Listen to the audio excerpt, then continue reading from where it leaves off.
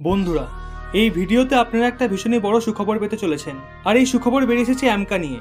এটা ওই অ্যামকা যেটা ভারতকে ভবিষ্যতে সৈন্য সুপার পাওয়ার হওয়ার লক্ষ্যে এগিয়ে নিয়ে যাবে।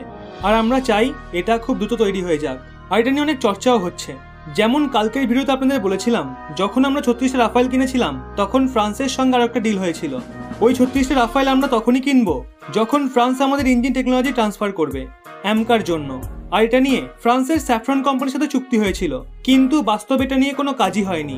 এর 1% ডেভেলপমেন্ট হয়নি। আর এটার জন্য ফ্রান্সকে নিয়ে অনেক চর্চা হয়েছে ভারতের বিপক্ষ পার্টি এবং সুরক্ষা বিশেষজ্ঞদের তরফ থেকে। ফ্রান্স নিজের প্রতিশ্রুতি থেকে মুখ ফেরাচ্ছে। আর ফ্রান্স চায় ভারত MMRC-2 এর দরুন আরও বেশি করে রাফায়েলের অর্ডার দিলে তবেই সেটা দেবে। এটা নিয়ে ফ্রান্সের সরকারকে নিয়ে আলোচনা হচ্ছিল, কিভাবে ফ্রান্সের সরকার তার কমিটমেন্ট থেকে পেছনে সরছে। নিজের সমালোচনা হতে দেখে ফ্রান্সের তরফ থেকেও কিছু তথ্য সামনে আনা হয়েছে। ইকোনমিক টাইমসের একটা রিপোর্ট সামনে এসছে, সেগুলো আপনাদের স্পষ্ট করে বলছি।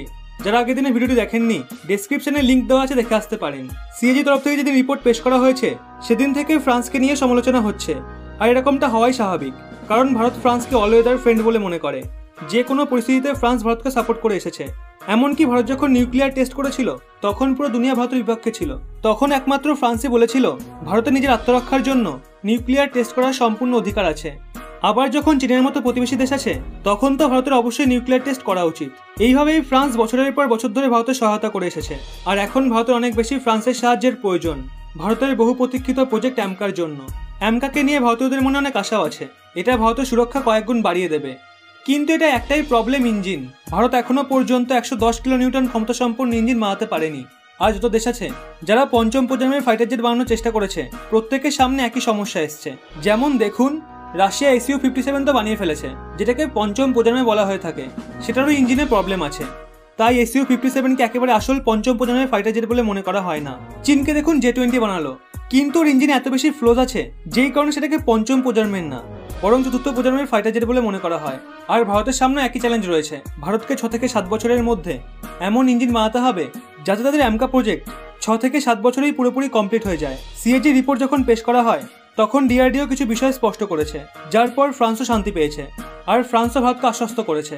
রিপোর্টে DRDO বলেছে, আমরা ফ্রান্সের স্যাফরন কোম্পানির সাথে মিলে একটা কমপ্লেক্স বানানো শুরু করে দিয়েছি। সেটা নিয়ে আলোচনাও হচ্ছে। আর খুব শীঘ্রই আমরা কমপ্লেক্স বানিয়ে ফেলবো, যার মধ্যে একেবারে নতুন ধরনের ইঞ্জিন থাকবে।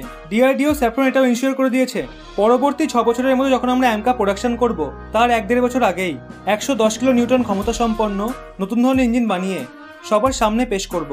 তেজসের মামলাতেও সেম প্রবলেম ছিল। তেজস আমরা বানিয়ে তো ছিলাম, কিন্তু আমরা সময় মতো কাবেরী ইঞ্জিন বানাতে পারিনি। এই তেজস কেবল কাঠামো হয়েই পড়েছিল। তারপর 40 বছর কেটে যায়। শেষে কি করতে হয়? যখন আমরা নিজেরা কাবেরী ইঞ্জিন বানাতে পারি না, তখন আমরা আমেরিকার থেকে F414 ইঞ্জিন কিনলাম। তারপরেই আমরা তেজসকে রেডি করতে পারলাম। তাই ভারত এবার আর কোনো রিস্ক নেবে না। ফাইটার জেট তৈরির আগেই যে কোনো মূল্যে ভারতকে ইঞ্জিন তৈরি করতে হবে। হয়তো ভুলটা আমরাই ভেবেছিলাম। ফ্রান্স তার বন্ধুত্বের মর্যাদা রেখেছে। ভারত ও ফ্রান্সের বন্ধুত্বের গভীরতা ঠিক কতটা বলে আপনার মনে হয় অবশ্যই কমেন্টে জানান। ফ্রান্সের মতো বন্ধুকে ভারতীয়রা কুর্নিশ জানায়। অটুট থাকুক এরকম বন্ধুত্ব। ভিডিওটি ভালো লাগলে অবশ্যই একটা লাইক করে সবাইকে শেয়ার করে দিন। এবং এরকমই ব্যাক টু ব্যাক আপডেট পেতে রহস্যময় চ্যানেলটি সাবস্ক্রাইব করে পাশের বেল আইকনটি অল করে রাখুন।